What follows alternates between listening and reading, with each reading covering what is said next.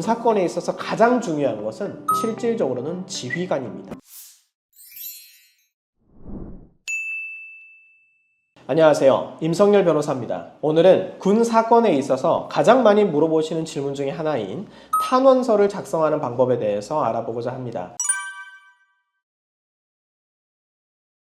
그렇습니다. 사실 탄원서라고 하는 것이 사실 필수적인 것은 아닙니다. 그렇지만 본인에 대해서 양형을 판단함에 있어서 그 판단을 내리는 사람의 입장에 되어 보면 이 사람이 어떻게 살아왔는지를 알고 싶어 합니다. 이 사람을 처벌을 내려야 되는데 평소 군 생활이 어떨까? 어떻게 살아왔을까? 가족과의 관계는 어떨까? 이 모든 관계를 매우 알고 싶어 할 것입니다. 따라서 이러한 점들을 충족해 주는 것 중 하나가 바로 탄원서라고 볼 수 있습니다.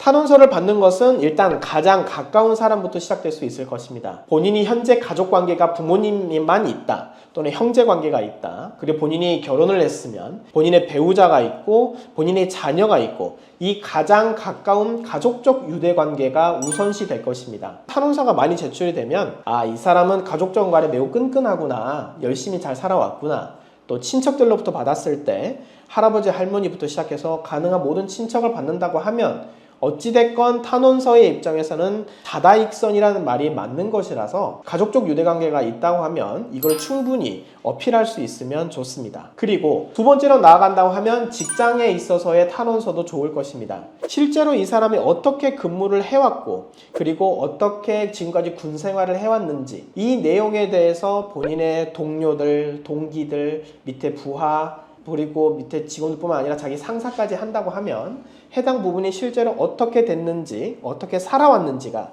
반영될 것입니다. 군 사건에 있어서 가장 중요한 것은 실질적으로는 지휘관입니다. 징계위원회를 가보면 그 징계위원회 가서 가장 가운데에 앉아 계신 분이 징계위원장이시죠. 징계위원장과 징계위원분들을 보면 보통 높은 계급이 앉아 계시는 분이 많습니다. 나도 그러면 지휘관이고 나도 견장을 갖고 있는데 저 사람을 데리고 있었던 지휘관은 이 사람에 대해서 어떻게 생각할까? 라고 생각하는 게 가장 먼저입니다. 따라서 지휘관이 이 인원에 대해서는 반드시 군에 꼭 필요한 인원입니다. 이 사람 정말 군 생활을 열심히 하기 때문에 좀 이렇게 해서 지금 사건에 연루돼서 좀 거친 측면도 있지만 저희 부대에서 중요한 어떤 인사 직책을 맡기려고 했습니다.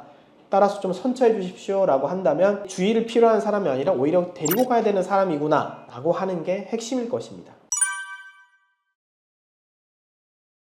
탄원서 내용이 작성이 된다고 하면 실질적으로 어찌됐건 함께 선처를 탄원해 주는 것이 좋습니다. 그 과정에서는 저는 책임감이 반영이 된다고 종종 말씀을 드리는데, 왜냐하면 가족이라고 친다면 제가 제 아들에 대해서 제 딸에 대해서 더 열심히 제가 엄격하게 가정교육을 시켰어야 되는데 죄송합니다. 제 책임입니다. 한 번만 좀 용서해 주십시오. 그리고 같은 부대에 있었던 지휘관이다 또는 어떤 내용이다 그렇다고 한다면 이 사람에 대해서 제가 더 엄격하게 더 많이 신경을 썼어야 됐는데 미안합니다. 하지만 거기에서 한 발짝 더 나아가서 이 인원은 우리 군에서 반드시 필요한 사람입니다. 그게 베스트겠죠. 미래지향적인 내용이 책임감과 함께 따라온다면 가장 내용이 좋을 것입니다.